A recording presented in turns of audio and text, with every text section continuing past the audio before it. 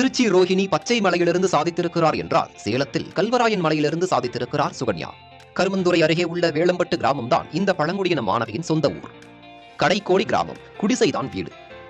சிறுவயதிலேயே பெற்றோர் மறித்துவிட லட்சுமணன், சின்ன பொண்ணு என பெரியப்பாவும் பெரியம்மாவும் தான் பெற்றோராக அரவணைத்து வளர்க்கிறார்கள் சுகன்யாவை.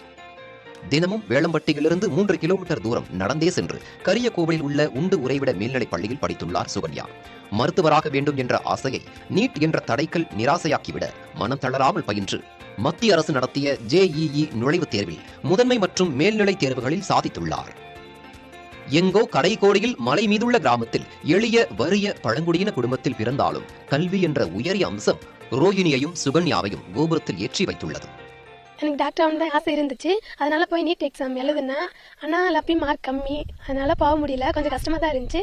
இருந்தாலும் இந்த எக்ஸாமில் பாஸ் பண்ணி இவ்வளோ எல்லாத்துக்கும் பெருமை சேர்த்து கொடுத்து சந்தோஷமா இருந்துச்சு. எல்லாத்துக்கும் நன்றி.